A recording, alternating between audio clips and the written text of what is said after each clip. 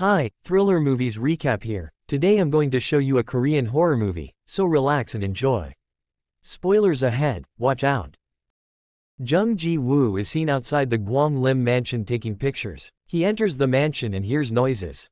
A boy appears behind him and disappears when he turned to see where the noise is coming from. A man comes out and Jung Ji-woo tells him he was the one that called him on the phone. He welcomes him and offers him a cup of coffee.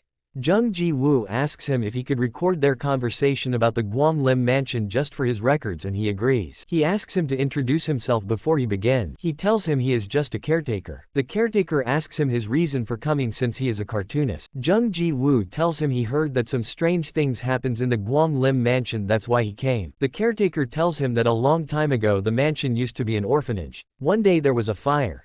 The adults saved themselves leaving the children and they all burned to death. Since then, rumors has been spreading about people hearing strange sounds. The caretaker tells him about the man who moved in on the 5th floor, Lee Hung-hoon. He was an author. When he came to inspect the apartment, he asked if there were children on the 4th floor. The marketer tells him it's possible because children come and go in the building during holidays. One night after work, he goes to get a drink. He hears noise from beneath his apartment and also noticed a shaking around. He receives a call from his wife telling him their son misses him. He tells her he would come back when he finishes the book he's working on. Strangely, she told him in a weird tone that he's being very rude. He turns and sees his laptop open and switched on. The next day, he hears children laughing and also hears the door behind him opens. He goes to check and finds a pair of shoes in the room. He picks it up and sees a name written on it. Suddenly, he sees his laptop fall to the ground.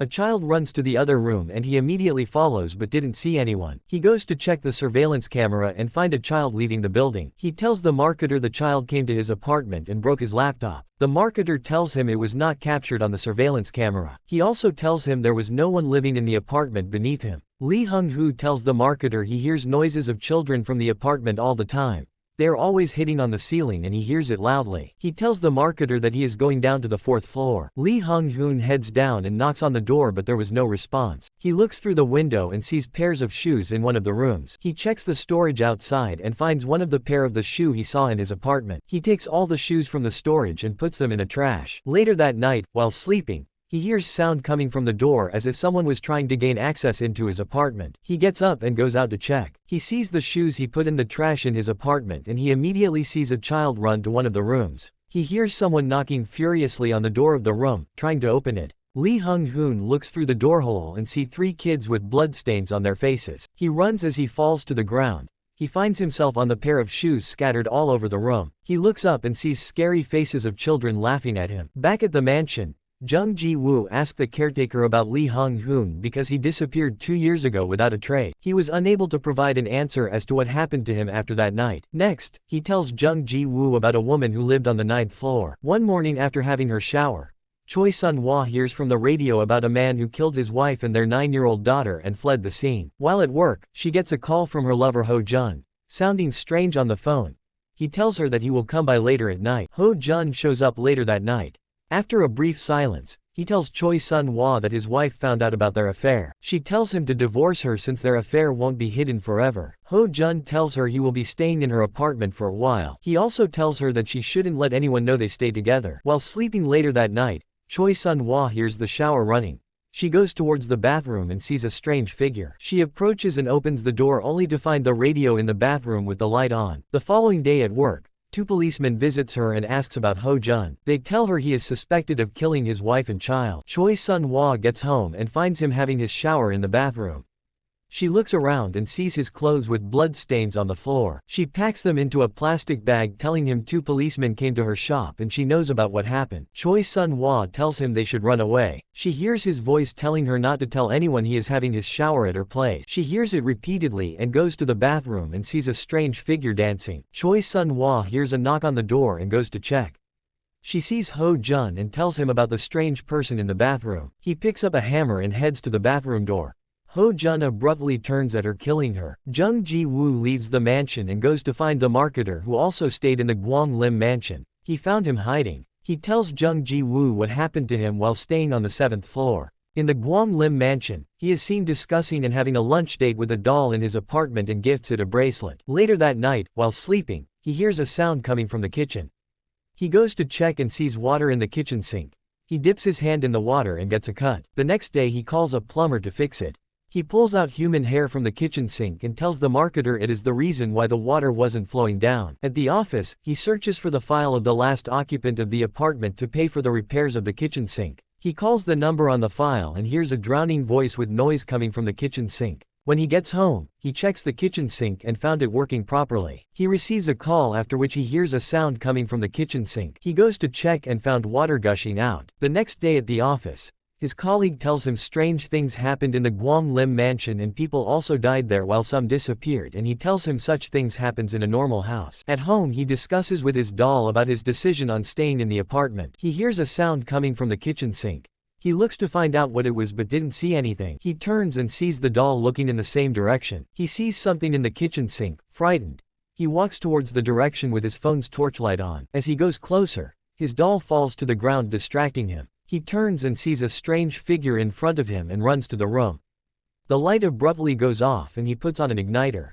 The doll appears behind him as the igniter goes off. He tells Jung Ji-woo he got cursed because he was marketing the church. He brings out his hands to touch Jung Ji-woo and he discovers that his hands has been amputated. Jung Ji-woo visits his employer with the story drawn as a cartoon. He tells Jung Ji-woo the story is short, that he needs to make it longer.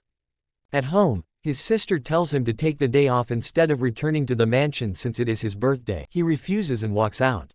Jung Ji-woo goes back to the mansion and asks the caretaker to tell him more stories, but he declined. Jung Ji-woo tells him he will pay or gives him whatever he wants. The caretaker then tells him about the story that happens on the 6th floor. Tae-hoon visits his childhood friend Jae Soik after returning from study abroad. While discussing, he notices some strange things on his face and asks him if it's contagious. Jae Soik tells him they are nothing serious, that it comes and go from time to time. He asks if he can stay for some time and Jae Soik agrees. Tae-hoon then looks at the food and tells him the food is stale, but he continues eating. At night, Jae Soik asks him why he came, since he had many friends he could stay with. Tae-hoon tells him he misses him. He tells Jae Soik he sees mold growing around the house and it feels damp. He tells Jae Soik he will clean up the place in the morning since he is busy at work. Tae-hoon abruptly turns and sees Jae Soik staring at him. The next day, Tae-hoon finds Jae Soik cleaning the house. He tells Tae-hoon to eat whatever he finds in the fridge, that he would be home late. Later in the day, Tae-hoon goes to the fridge.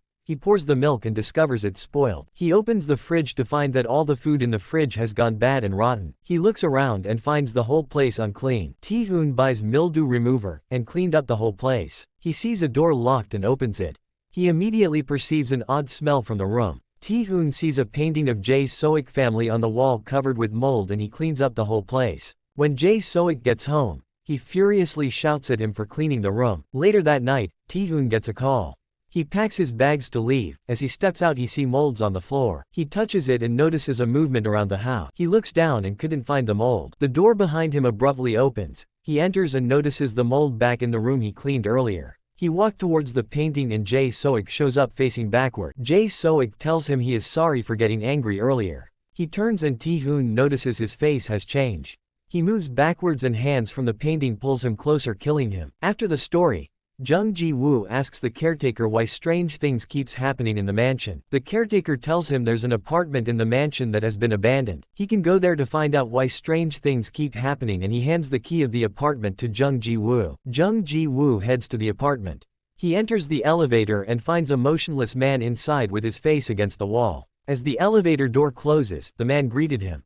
He turns and looked at the man, frightened as he sees the man smiling. He presses the elevator button continuously. As the elevator light starts to flicker, the man turns towards him and tries to touch him. The elevator door suddenly opens. Jung Ji-woo runs out and turns to see the man smiling at him as the door closes again. Jung Ji-woo moves towards the apartment. He turns and sees the man standing afar off. Jung Ji-woo runs as the man starts to chase him.